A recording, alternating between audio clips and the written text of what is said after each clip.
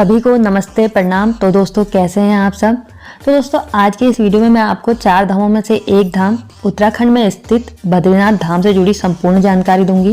इस वीडियो में मैं आपको बताऊंगी कि आपको बद्रीनाथ कैसे पहुंचना है, बद्रीनाथ यात्रा के लिए आपको कितने दिन का समय लगेगा, बद्रीनाथ में रुकने की और खाने पीने की क्या व्यवस्था है, यदि आप केदारनाथ से बद्रीनाथ आते हैं तो आप कैसे आ सकते हैं, कौन सा समय उचित रहेगा यात्रा के लिए और यात्रा के दौरान आपका कुल खर्च कितना आ जाएगा, यात्रा करते समय आपको किन बातों का ध्यान रखना चाहिए, यह सभी जानकारी आपको मैं इस वीडियो में दूंगी। तो दोस्तों ऐसी ही यात्रा से जुड़ी संपूर्ण जानकारी प्राप्त करने के लिए आप मेरे चैनल को जरूर सब्सक्राइब कीजिए। तो दोस्तों सबसे पहले हम थोड़ा बद्रीनाथ धाम के बारे में जान लेते हैं। बद्रीनाथ धाम उत्तराखंड राज्य के चमोली जनपद में अलकनंदा नदी के किनारे पर स्थित है। यहाँ पर भगवान विष्णु के एक रूप बद्री नारायण की पूजा की जाती है, जो 4 भुजाओं वाली 1 मीटर लंबी शालिग्राम से बनी एक मूर्ति है, जिसके बारे में मान्यता है कि इसे आदि गुरु शंकराचार्य जी ने स्थापित किया था। यहाँ के मुख्य पुजारी रावल केरल राज्य के नंबूदरी संप्रदाय के ब्राह्मण होते हैं। इस मंदिर को बद्री विशाल के नाम से भी जाना जाता है और भगवान विष्णु को ही समर्पित 4 अन्य मंदिर योगाध्याय बद्री, भविष्य बद्री, वृद्ध बद्री और आदि बद्री के साथ जोड़कर पूरे समूह को पंच बद्री के रूप में भी जाना जाता है। बसंत पंचमी पर बद्रीनाथ के कपाट खुलते हैं तथा विजयादशमी के दिन बद्रीनाथ के कपाट बंद हो जाते हैं। बद्रीनाथ के कपाट साल में सिर्फ 6 महीने के लिए ही खोले जाते हैं। तो दोस्तों अब बात करते हैं बद्रीनाथ कैसे पहुँचे। तो दोस्तों यदि आप बद्रीनाथ दर्शन के लिए आ रहे हैं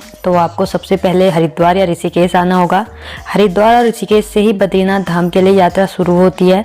हरिद्वार तक आप बस, ट्रेन या फ्लाइट से पहुंच सकते हैं। हरिद्वार तक आपको यह तीनों सुविधाएं मिलती हैं। यदि आप फ्लाइट से आना चाहते हैं तो हरिद्वार का नज़दीकी एयरपोर्ट देहरादून में स्थित है। तो दोस्तों अब हम पहुंच चुके हैं हरिद्वार।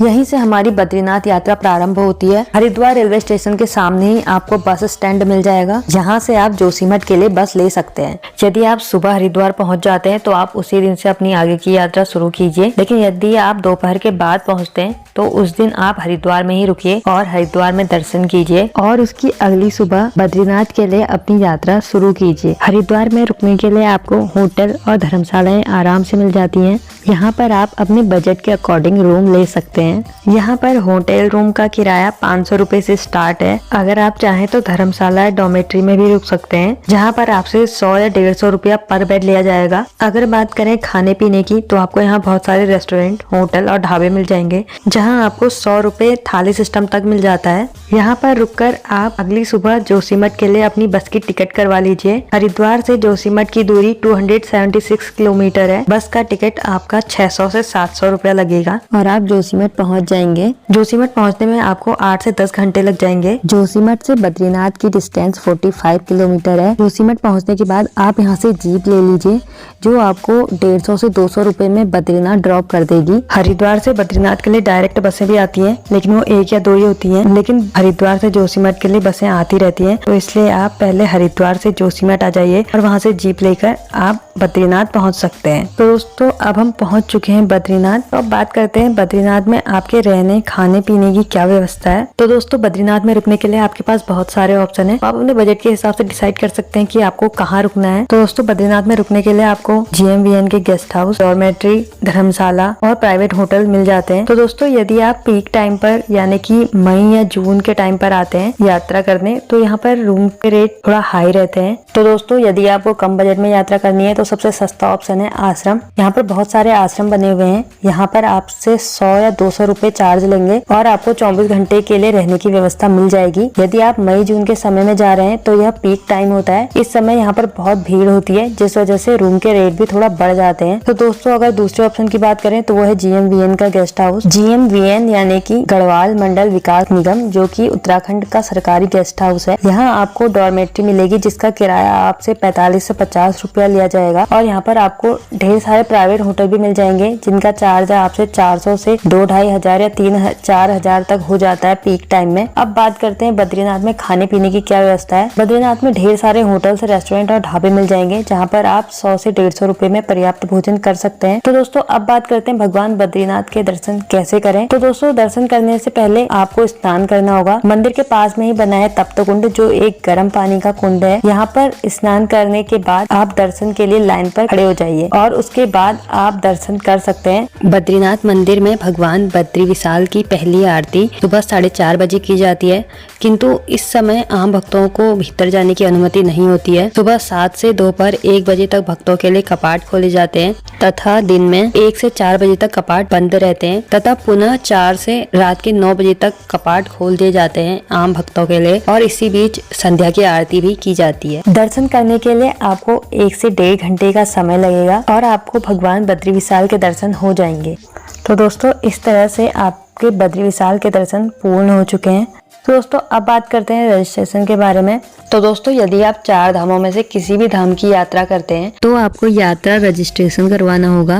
यह आप ऑनलाइन ऑफलाइन दोनों तरह से करवा सकते हैं, लेकिन मैं आपको सजेस्ट करूंगी कि आप ऑनलाइन रजिस्ट्रेशन ही करवाएं, जिससे आपका कम समय लगेगा। यदि आप रजिस्ट्रेशन करवाना चाहते हैं तो स्क्रीन में वेबसाइट दिख रही है, आप उसमें जाकर रजिस्ट्रेशन करवा सकते हैं और इसका प्रिंट आउट निकाल कर उसे यात्रा के दौरान अपने पास रखिए। तो दोस्तों अब बात करते हैं यदि आप केदारनाथ के दर्शन करने के बाद बद्रीनाथ के दर्शन करें तो आप कैसे कर सकते हैं। तो दोस्तों आप बाबा केदार के दर्शन करने के बाद सोनप्रयाग वापस आ जाइए। सोनप्रयाग से आप बस ले लीजिए जो आपको 600 रुपये में बद्रीनाथ पहुंचा देगी। केदारनाथ यात्रा से जुड़ी बाकी की इन्फॉर्मेशन आप मेरे केदारनाथ वाले वीडियो में देख सकते हैं। तो दोस्तों अब बात करते हैं कौन सा समय उचित रहेगा यात्रा के लिए। बद्रीनाथ के कपाट मई जून के समय खुलते हैं, जिस वजह से यहाँ पर बहुत ज्यादा भीड़ रहती है और इसी वजह से यहाँ पर रूम्स के रेट और खाने पीने बाकी सभी चीजों के रेट बढ़ जाते हैं। तो दोस्तों आप ये 2 महीने अवॉइड कीजिए, बाकी आप किसी भी महीने में बद्रीनाथ की यात्रा कर सकते हैं। तो दोस्तों अब बात करते हैं हमें बद्रीनाथ यात्रा के लिए कितने दिन की योजना बनानी चाहिए। बद्रीनाथ यात्रा में आपके कम से कम 4 से 5 दिन लग जाएंगे और आपको बद्री विशाल के अच्छे से दर्शन हो जाएंगे, और साथ ही साथ आप इन 4-5 दिनों में बद्रीनाथ के आसपास जो दार्शनिक स्थल हैं वहाँ के भी दर्शन कर सकते हैं। तो दोस्तों अब बात करते हैं बद्रीनाथ यात्रा के दौरान आपका टोटल खर्च कितना आ जाएगा। तो दोस्तों यदि आप पीक टाइम पर जाते हैं, मतलब कि मई या जून के टाइम पर जाते हैं, तो आपका खर्चा 5 से 6 हजार रुपए तक आ जाता है। और वहीं अगर आप ऑफ सीजन में जाते हैं सितंबर, अक्टूबर, नवंबर के टाइम पर, तो आपका यही खर्चा 4,000 रुपया तक आता है और 4,000 रुपए में आपकी पूरी बद्रीनाथ यात्रा हो जाती है। तो दोस्तों ये थी बद्रीनाथ यात्रा के बारे में संपूर्ण जानकारी। तो दोस्तों आज के वीडियो में इतना ही। मिलते हैं नए वीडियो में नई जगह और नई इन्फॉर्मेशन के साथ। तब तक के लिए धन्यवाद। ऐसी ही यात्रा से जुड़ी जानकारी प्राप्त करने के लिए मेरे चैनल को जरूर सब्सक्राइब कीजिए। यदि आपके इस वीडियो से रिलेटेड कोई भी डाउट हो तो आप मुझे कमेंट कर सकते हैं या फिर आप मुझे इंस्टाग्राम पे DM कर सकते हैं। आपके मैसेज का मेरे द्वारा जरूर रिप्लाई दिया जाएगा। तब तक के लिए धन्यवाद। जय बाबा बद्री विशाल। आपकी यात्रा मंगलमय हो।